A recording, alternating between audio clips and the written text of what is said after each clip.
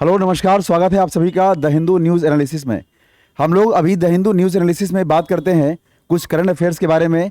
और सबसे इम्पॉर्टेंट चीज़ जो हम लोग बात करते हैं इसमें वो इंग्लिश के कुछ इंपॉर्टेंट वोकैब्स और साथ ही साथ किसी भी न्यूज़ को किस तरीके से आप एनालाइज करके उसके अंदर के कंटेंट को आप बाहर निकालते हैं, यानी उसके अंदर जो अंडरस्टैंडिंग है उसको अपने अंदर कैसे आप ग्रास्प करते हैं। तो ये बहुत ही इंपॉर्टेंट सेशन आप सबों के लिए। अब तक जितने भी सेशन मैंने पढ़ाए हैं वो बहुत सारे लोगों का एक बहुत शानदार रेस्पॉन्स रहा है। तो इसीलिए इस सेशन को अधिक से अधिक लोगों तक शेयर करिएगा ताकि हर बच्चे इससे जुड़ सकें। और जिस मुहिम की मैं बात करता हूं हमेशा कि इंग्लिश में डर खत्म करना है, इंग्लिश में फियर को ख़त्म करके एक कॉन्फिडेंस बिल्डअप करना है, तो कॉन्फिडेंस बिल्डअप करने का एक पहला माध्यम हमारे पास है न्यूज़ एनालिसिस। तो आज 30 नवंबर है और उसी में हम लोग द हिंदू का न्यूज़ एनालिसिस के एक इंपॉर्टेंट टॉपिक के बारे में बात करेंगे। दो चीज़ें पढ़ना बहुत महत्वपूर्ण है। यहाँ से इंग्लिश तो जानना ही है, साथ ही साथ इसके अंदर जो कंटेंट हम लोग पढ़ते हैं, जो करंट अफेयर्स हमारे लिए इंपॉर्टेंट होता है, ये दोनों पर्सपेक्टिव से काफ़ी इंपॉर्टेंट होता है। चलिए सेशन को स्टार्ट करते हैं हम लोग। सेशन को स्टार्ट करने से पहले हर दिन की तरह हम लोग एक बहुत ही महत्वपूर्ण और शानदार कोटेशन पहले देख लेते हैं क्या है। बहुत ही शानदार लिखा हुआ है, बहुत उम्दा बात लिखा हुआ है यहाँ पर। Our greatest weakness lies in giving up, यानी किसी भी इंसान की जो सबसे बड़ी कमजोरी होती है वो होती है किसी भी चीज़ को काम करना नहीं, करने से पहले ही उसको त्याग देना, छोड़ देना, या ये कहना कि अब हमसे नहीं हो पाएगा। यही हमारी सबसे बड़ी कमजोरी है। सबसे पहली बात तो ये होना चाहिए कि हमें टैकल करना चाहिए, चाहे हम जीतें या हारें, हमें रणभूमि में उतरना ही चाहिए, ठीक है ना। तो ये लिखा है our greatest weakness lies in giving up, यानी हमारी जो सबसे बड़ी कमजोरी है वो क्या है, किसी चीज़ को त्यागना या छोड़ने के अर्थ में।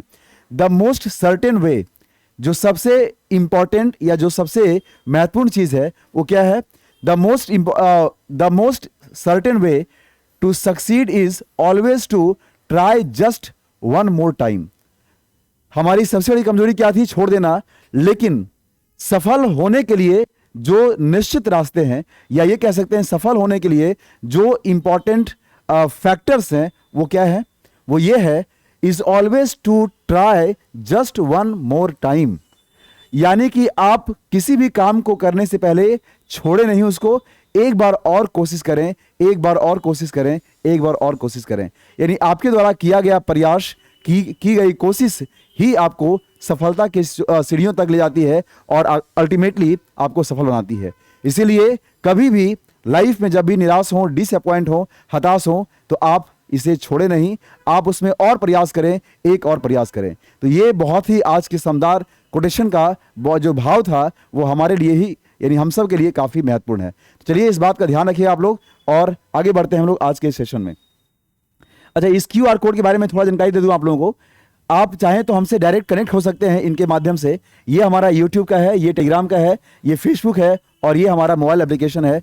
इसको स्कैन करके किसी भी स्कैनर जो आपके फ़ोन में है, हमसे आप डायरेक्ट कनेक्ट हो सकते हैं, ठीक है ना। तो ये बहुत ही इंपॉर्टेंट चीज़ है। चलिए आगे हम लोग बात करते हैं आज के इस द हिंदू एनालिसिस में। जो टॉपिक हम लोग का है वो बहुत ही शानदार टॉपिक है और करंट टॉपिक है, ठीक है। बात करते हैं हम लोग, क्या लिखा है ध्यान दीजिएगा।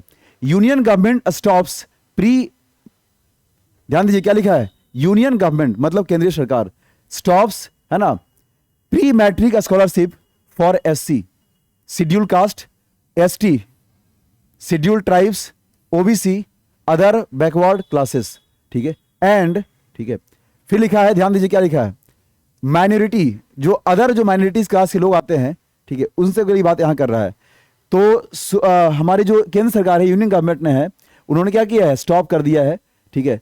क्या स्टॉप कर दिया भाई, प्री मैट्रिक स्कॉलरशिप जो दी जाती थी किसको, SC, ST, OBC और दूसरे माइनॉरिटी स्टूडेंट्स जो थे, है ना, ऑफ कितने क्लास 1 to 8 एंड, है ना, उन्होंने कारण भी दिया है कि ऐसा हमने क्यों किया है, ठीक है, ध्यान दीजिएगा। यानी टॉपिक से आपको ये क्लियर हो गया इसके हेडिंग से कि केंद्र सरकार ने उन सभी लोगों को स्कॉलरशिप जो पहले मिलते थे SC, ST, OBC और दूसरे जो अल्पसंख्यक वर्ग के लोग हैं क्लास 1 से लेकर के 8 तक के बच्चों के लिए, है ना, उसे देना बंद कर दिया है। और उसका रीजन क्या है, उसका कारण क्या है, उसको भी इन्होंने एक्सप्लेन किया है। तो आइए समझते हैं कि ऐसा क्यों हुआ, इसके पीछे का वजह क्या है। ये आप देख रहे हैं छोटा सा नन्हा मुन्हा, है ना, क्या लिखा है देखिए ध्यान से, the right to education RTE act. देखिए मैं इस आर्टिकल को पढ़ने से पहले मैं थोड़ा सा इसको बता देता हूं।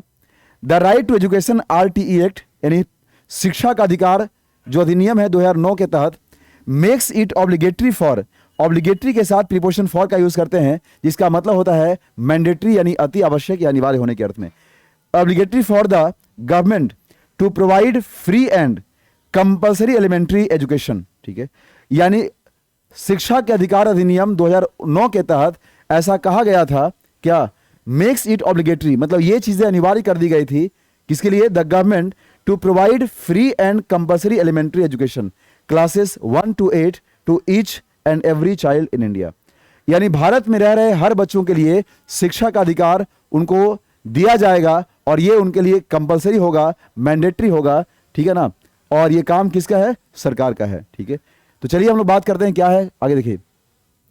यूनियन गवर्नमेंट शेज scholarship need not be given, क्या लिखा है, यूनियन गवर्नमेंट शेज scholarship need not be given to students covered under RTE act, है ना, यानी जो इस RTE एक्ट के तहत, कौन सा, 2009 अधिनियम के तहत, है ना, जिन बच्चों के बारे में बात की जाती है, फिर जिनके लिए बात की गई थी, उन्हें अब स्कॉलरशिप दिए जाने की जरूरत नहीं है। नीड नॉट बी गिवन, ध्यान रखिएगा, नीड जो है ये काम करता है मॉडल्स का, कैसा काम करता है, मॉडल्स का, और जब ये मॉडल से काम करता है तो इसके साथ दो कंडीशन आते हैं, क्या आता है, एक, जब ये खुद काम करेगा मेन वर्ब का तो उसके साथ आएंगे क्या, 2+1 यानी इन्फिनिटिव आएगा, कब, जब ये काम करेगा मेन वर्ब का, कैसा काम करेगा, ये मेन वर्ब का काम करेगा, ठीक है।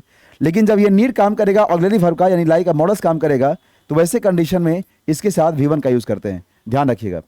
और नीड जो है ना ये काम करता है ऑक्सिलरी वर्ब का यानी मॉडल्स के रूप में, तब उसके साथ V1 आता है। ऐसा संभावना दो कंडीशन बनता है, कब, जब सेंटेंस या तो नेगेटिव होता है और या तो इंट्रोगेटिव फॉर्म में होता है।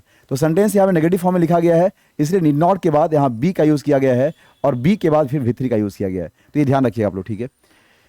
Covered under RTE act which makes it obligatory, obligatory के साथ ही प्रीपोजिशन फॉर का यूज करते हैं, है ना, जिसका मतलब होता है अति आवश्यक या अनिवार्य के अर्थ में। द गवर्नमेंट टू प्रोवाइड, किसी भी सेंटेंस में पर्पस या लक्ष्य को दर्शाने के लिए हम लोग इन्फिनिटी का यूज करते हैं और यहां भी ये इन्फिनिटी का यूज किया गया है, ठीक है। Free and compulsory elementary education classes 1 to 8 to each and every child, इसी लाइन को यहां पर इस फिगर के माध्यम से एक्सप्लेन किया गया था, ठीक है। तो ये बात क्लियर आपको हो गया है ना।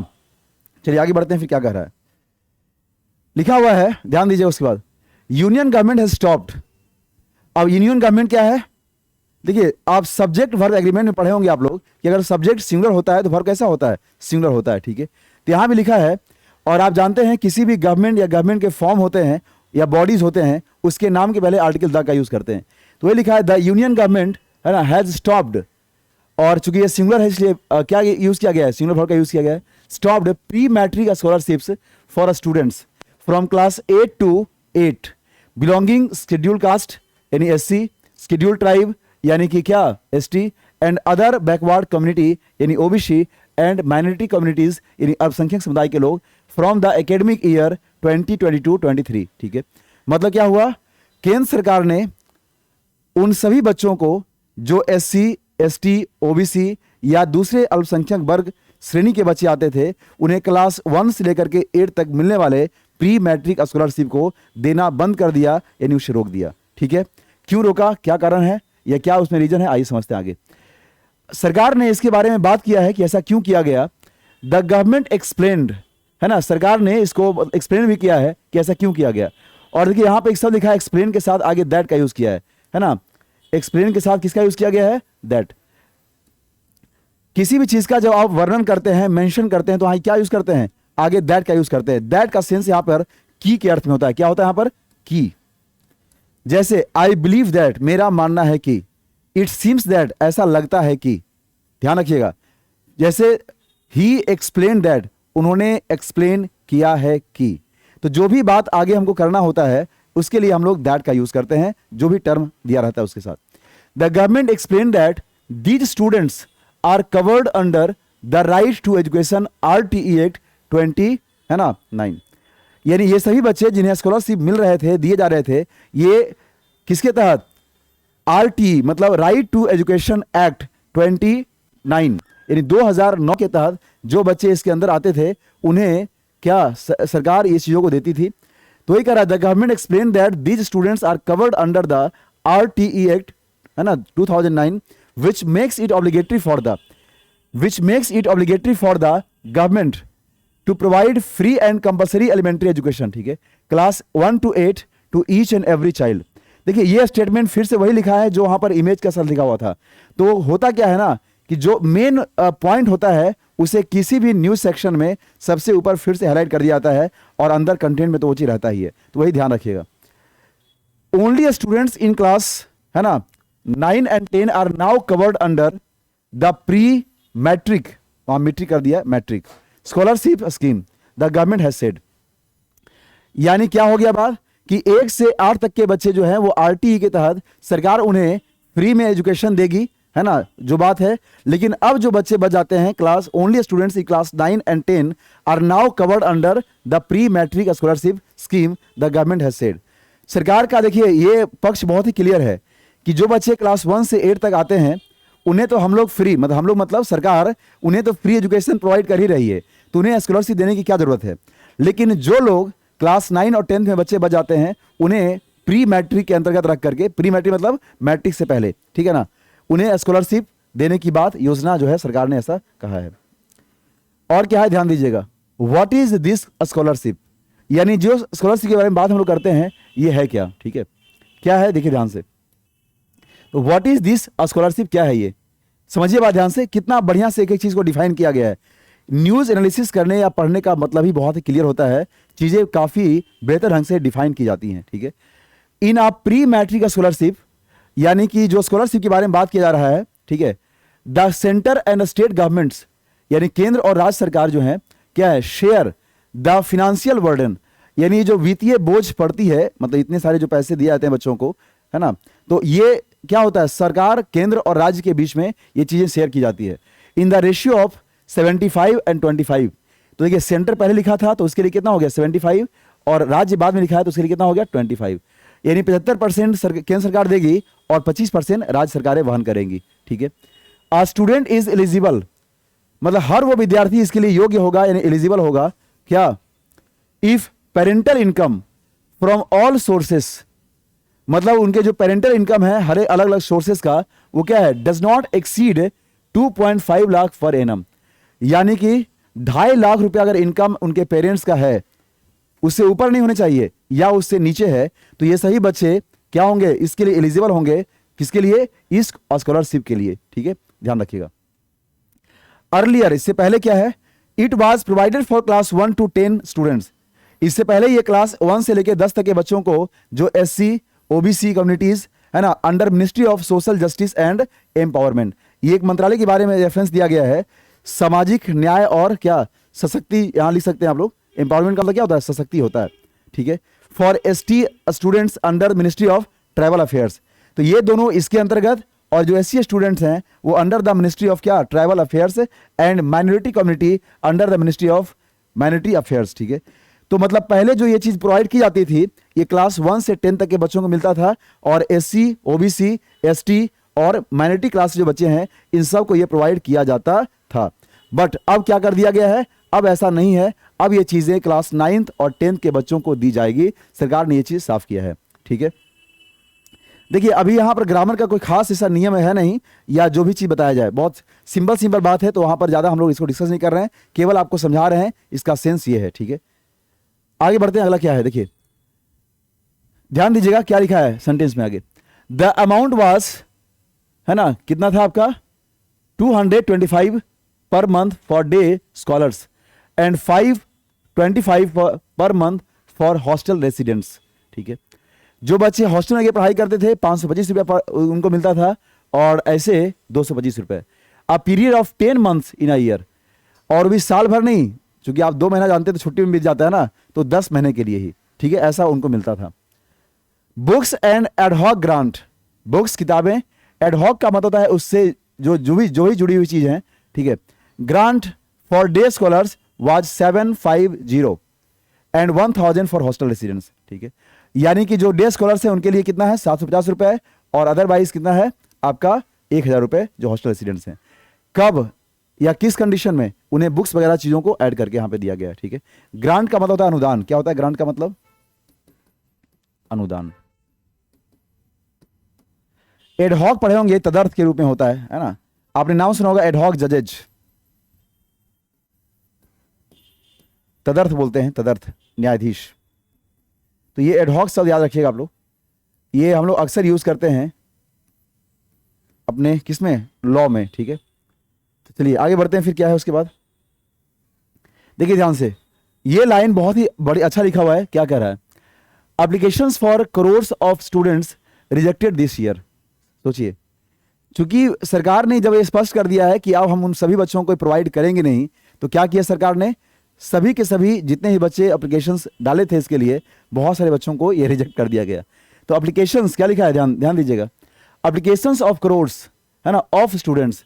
यहाँ पे मैंने कई बार बताया आप लोगों को कि जब भी कोई भी मेजरमेंट ऑफ यूनिट हमारा होता है, लाइक जैसे 100 हो गया, 1000 हो गया, डजन हो गया, करोर्स हो गया, ये सब ऐसे मेजरमेंट ऑफ यूनिट है जिसमें आप कभी भी एस नहीं लगाते, मतलब इसका प्लुरल नहीं बनाते हैं। लेकिन आप चाहें तो इसमें एस जोड़ करके इसका प्लुरल यूज कर सकते हैं, कब, जब आगे ऑफ लगा करके पीसीएन यानी प्लुरल काउंटेबल नाउन का यूज करते हैं।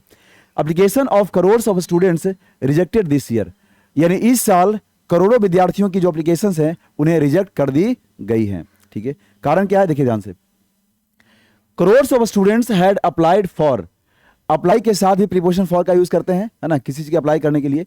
जैसे एलिजिबल के साथ ही फॉर आता है, योग्य होने के लिए क्या हम लोग यूज करते हैं, एलिजिबल वहां आया था ना, एलिजिबल फॉर, ठीक है, योग्य होना ऐसा बोलते हैं हम लोग। किसी चीज में जब अप्लाई करेंगे तो अप्लाई टू भी होता है, लेकिन अप्लाई के साथ फॉर का भी यूज करते हैं।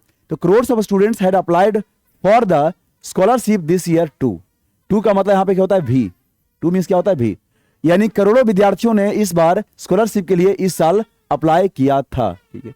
हाउएवर, हाउएवर मीन्स क्या होता है, यद्यपि, और ये काम करेगा एडवर्ब का, चूंकि इसके बाद कॉमा लगा दिया है। वैसे हाउएवर कंट्रास्टिंग कंजंक्शन भी होता है, लेकिन ध्यान रहे जब कॉमा लगा कर यूज करेगा हाउएवर का तो वहां पर उसे एडवर्ब मान लीजिएगा, ठीक है।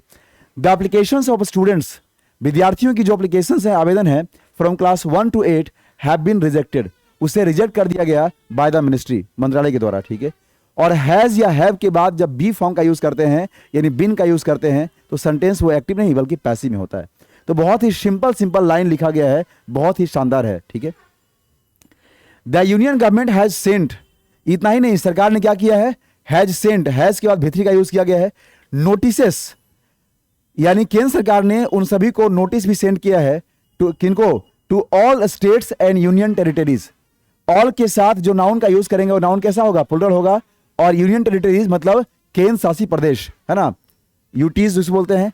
दैट इंस्टीट्यूट नोडल ऑफिसर, यानी उन सभी राज्यों और यूनियन टेरिटरीज के क्या जो नोडल ऑफिसर हैं, INO इंस्टीट्यूट नोडल ऑफिसर, ठीक है, DNO डिस्ट्रिक्ट नोडल ऑफिसर, है ना, और SNO state nodal officer, may verify applications only for classes 9 and 10, ठीक है।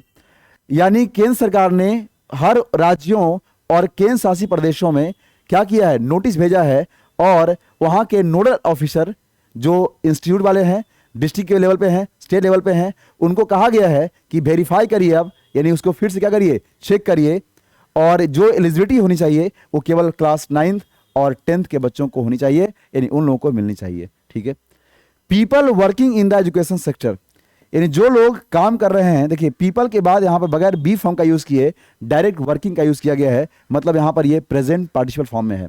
तो people working in the education sector, वो सभी लोग जो शिक्षा के क्षेत्र में काम कर रहे हैं, एंड पेरेंट्स मतलब वो सही माता पिता, हैव अपोज्ड, क्या किया है, उन्होंने विरोध किया, opposed the move of the क्या यूनियन गवर्नमेंट। देखिए मूव का मतलब क्या होता है, यहां पर मूव मतलब होता है घूमने के अर्थ में, लेकिन यहां जो मूव का मतलब होता है कि सरकार पहले से RTE मतलब राइट टू एजुकेशन एक्ट के तहत जो 2009 में लाया गया था, क्लास 1 से लेकर के 10 तक के बच्चों को प्री मैट्रिक स्कॉलरशिप मिलता था, लेकिन इस बार सरकार ने क्या किया है, क्लास 9 और 10 के बच्चों को देने की बात कही है। तो हर वो लोग, क्या लिखा है ध्यान से, people working in the education sector and parents, education sector में काम करने वाले जितने भी लोग हैं और साथ ही साथ पेरेंट्स हैं, हैव अपोज्ड, लोगों ने इसका विरोध किया, the move of the government. चूंकि मूव यहां पर काम करेगा नाउन का, क्यों नाउन का काम करेगा, क्योंकि इसके पहले आर्टिकल द का यूज किया गया है, समझिए बात ध्यान से। अदरवाइज मूव को हम लोग वर्ब के रूप में भी मानते हैं, ठीक है, ये मानते क्या है, वर्ब होता ही है। तो the move of the union government, यानी सरकार के द्वारा लिए गए इस निर्णय को क्या पेरेंट्स और एजुकेशन सेक्टर से जुड़े हुए जितने भी लोग हैं उन सब ने इसका विरोध किया, अपोज किया। ठीक है, आगे क्या है देखिए ध्यान से। उम्मीद है कि जो चीज़ें मैं यहाँ पे एक्सप्लेन कर रहा हूँ, बता रहा हूँ, आपको पूरी तरह से एक एक चीज़ माइंड में क्लियर हो रहा होगा। और मेरा ये मानना है, मेरी ये उम्मीद है आपसे कि जब छोटी छोटी सेंटेंसेस को आप इस तरीके से ब्रेक करके इसका पढ़ने की कोशिश करेंगे, हिंदी करने की कोशिश करेंगे, तो न्यूज़ को एनालाइज तो हम लोग करते ही हैं, साथ ही साथ आपकी जो इंग्लिश है वो बहुत ही ज़बरदस्त लेवल की हो जाएगी। ठीक है, चलिए आगे बढ़ते हैं हम लोग। डॉक्टर वीपी निरंजना, है ना, नाम दिया है डॉक्टर वीपी निरंजन आराध्य, डेवलपमेंट एजुकेशनिस्ट, ठीक है, called it an unfortunate move, यानी सरकार द्वारा लिए गए इसको क्या बताया है, दुर्भाग्यपूर्ण बताया है, क्योंकि ये चीज़ें मतलब क्या उनके हिसाब से कि दुर्भाग्यपूर्ण कदम है। एंड एम्फेसाइज्ड, इतना ही नहीं, इन्होंने क्या किया है, इस चीज़ को एम्फेसाइज किया है। एम्फेसाइज का मतलब है जोर डालना। क्या होता है एम्फेसाइज का मतलब, क्या होता है, SISE भी होता है, SIZE भी होता है। ठीक है, इसका मतलब होता है दबाव डालना, जोर डालना। और उन्होंने इस बात को लेकर एम्फेसाइज भी किया है, द नीड टू, यहां भी नीड का यूज एज अ नाउन किया गया है क्योंकि इसके पहले आर्टिकल द है। The need to incentivise, incentive का मतलब समझते होंगे कुछ एक्स्ट्रा होता है ना, children from these communities to enter the educational mainstream. Mainstream means क्या होता है, मुख्य धारा होता है। मेन स्ट्रीम मीन्स क्या होता है, मुख्य धारा।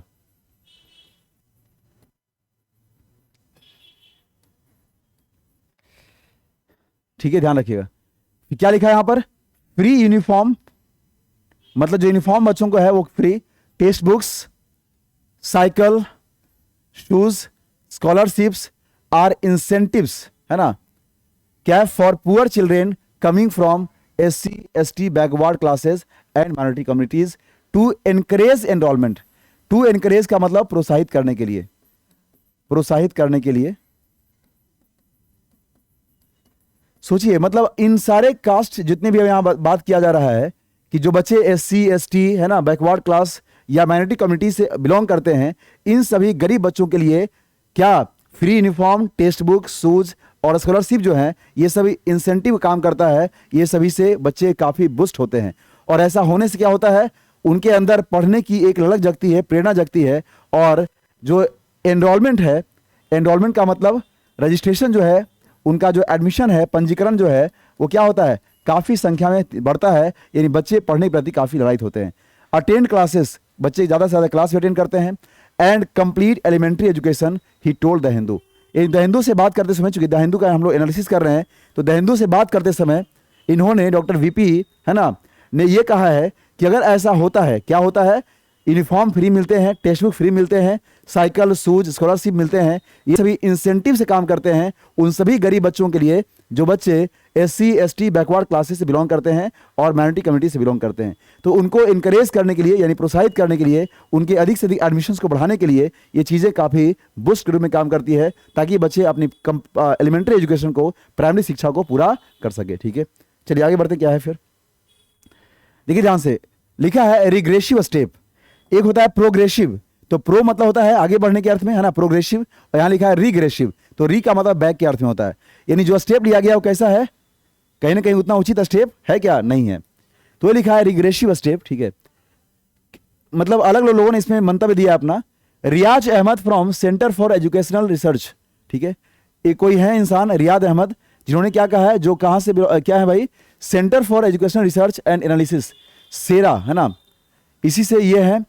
Called it an attempt to curtail their, क्या, राइट्स, यानी बच्चों की जो अधिकार है उनको छीना जा रहा है, उनको कम किया जा रहा है, इनका ऐसा कहना है। एंड देयर बाई, है ना, देयर बाई यहां पर प्रीपोजिशन काम करेगा, डाइल्यूटिंग दियर फंडामेंटल राइट, और उनके मौलिक अधिकारों का कहीं ना कहीं डाइल्यूट किया जा रहा है। मतलब देखते हैं, एक होता है डाइल्यूट सोल्यूशन, एक होता है कॉन्ग सोल्यूशन। जब आप दूध में पानी ज़्यादा मिला देते हैं तो होता है डाइल्यूट, ठीक है, अब प्योर जो दूध होता है तो उसको क्या बोलते हैं, कॉन्ग सोल्यूशन बोलते हैं। तो मतलब बच्चों के अधिकारों का जो है वो मिनिमाइज किया जा रहा है, या फिर ये कहें कि बच्चों के अधिकारों का हनन किया जा रहा है, ऐसा इनका मानना है या कहना है। RTE is a fundamental right, right to education, अभी पढ़े थे आप लोग ना, शिक्षा का अधिकार बच्चों का क्या है, एक मौलिक अधिकार है। और आप जानते हैं इस चीज को आर्टिकल 21 के A में भी मेंशन किया गया है कि क्या, RT के बारे में, मतलब राइट टू एजुकेशन के बारे में, शिक्षा का अधिकार के बारे में। ठीक है, हाउएवर, यद्यपि pre matric scholarship is a government scheme for students. यानी प्री मैट्रिक स्कॉलरशिप जो है ये सरकार की योजना है, किसके लिए? विद्यार्थियों के। देखिए किसी भी नाउन को अगर हम लोग उसमें एस जोड़ के प्लूरल बनाते हैं और आगे उसका संबंध दिखाना होता है, मतलब आप मोटा मोटी ये कहें कि उसका, जैसे स्टूडेंट में यहाँ एस लगा दिए हैं और इसका अगर अधिकार दिखाना है, पोजीशन दिखाना है, तो क्या करेंगे हम लोग? उस एस के बाद लगाएंगे केवल एपस्ट्रॉफ। तो यहाँ इसे ये लिखा था जो स्टूडेंट्स एजुकेशनल अपलिफ्टमेंट, है ना, एजुकेशनल क्या? अपलिफ्टमेंट, ध्यान रखिए।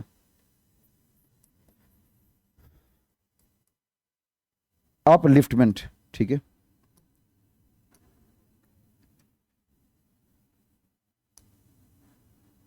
LIFT, है ना, ऐसा। तो अपलिफ्टमेंट यहाँ पे नाउन है, इस नाउन को बताने के लिए यहाँ एपस्ट्रॉफ का यूज किया गया है, चूंकि एस पहले से लगा हुआ था इसलिए। तो ये लिखा था स्टूडेंट्स एजुकेशनल अपलिफ्टमेंट, यानी बच्चों की जो शिक्षा है क्या करने के लिए? उसको बढ़ाने के लिए, उत्थान करने के लिए। इसका हिंदी क्या होता है? उत्थान। उत्थान का मतलब उसको बढ़ाना, ठीक है। तो बच्चों के एजुकेशन को उत्थान करने के लिए, बढ़ाने के लिए, है ना, सरकार ने ऐसी योजनाएं लागू की हैं। द यूनियन गवर्नमेंट्स मूव, मतलब केंद्र सरकार की जो कदम है, विल रिजल्ट, वो एक ऐसे परिणाम के रूप में डेवलप होगा, क्या होगा?